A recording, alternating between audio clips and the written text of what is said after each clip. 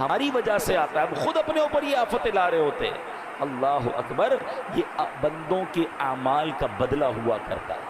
بندے کفر کرتے ہیں، شرک کرتے ہیں، اللہ کی نافرمانیاں کرتے ہیں، جو احکام دیے جاتے ہیں اس کا الٹ کرتے ہیں، تب انہیں اعمال کا بدلہ دیا جاتا ہے۔ یہ اپنے ہاتھوں کی کمائی ہے، کہتے ہیں جیسی کرنی ویسی بھرنی۔ کاش یہ بات ہمیں سمجھ آ جائے۔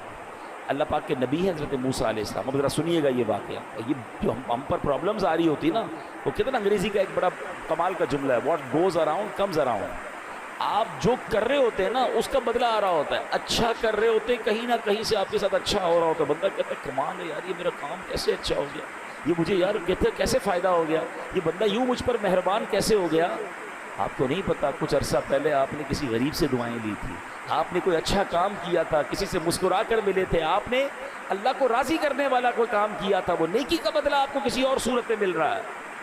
اور یہ جو زیادتیاں، ظلم، لوگوں پر کہتے ہیں نا بربریت کر کے لوگ چل رہے ہوتے، سمجھتے میرا کچھ نہیں بگڑتا، کبھی ان کو اس کی جو سزا ملتی ہے نا، کبھی وہ بچوں میں دیکھتے ہیں، کبھی بیماری میں دیکھتے ہیں، کبھی جناب ان کے ساتھ جب کچھ ہوتا تو بندہ کہتا ہے میں نے کیا کیا، جناب جو پہلے کیا تھا نا اس کی اب آپ کو سزا مل گئی۔ اب سنیے، حضرت موسیٰ علیہ السلام نے اللہ سے عرض کی کہ اللہ میں تیرا عدل و انصاف دیکھنا چاہتا ہوں۔ فرمایا موسیٰ آپ دیکھ نہیں پائیں گے، ہے نا عجیب بات، عدل و انصاف نہیں دیکھ پائیں گے۔ یا اللہ میں دکھا دے مولا، میں دیکھنا چاہتا ہوں، میں تیری قدرت کے نظارہ دیکھنا چاہتا ہوں۔ تو اللہ نے فرمایا ٹھیک ہے، پھر فلاں دریا کے کنارے جا کر کہیں چھپ جائیے۔ آپ گئے اس دریا کے کنارے اور ہائیڈ ہو گئے، چھپ گئے کہ دیکھیں ماجرا کیا ہے۔ اب آپ نے دیکھا کہ تھوڑی دیر میں ایک شخص، امیر شخص آیا، گھوڑے پر سوار تھا، دریا پر آیا اور دریا کے پاس اس نے ہاتھ منہ دھویا، اور اس کے پاس ایک تھیلا تھا مال سے بھرا ہوا، پیسوں سے بھرا ہوا، اس نے رکھا اور منہ ہاتھ دھویا، فریش ہوا اور گھوڑے پہ بیٹھ کے چلا گیا۔ اپنا وہ تھیلا جو ہے وہ دریا کے کنارے بھول گیا۔ ہو جاتا ہے کبھی، ہم بھی کہیں جاتے ہیں تو وہ چیز اچانک بھول جاتے ہیں۔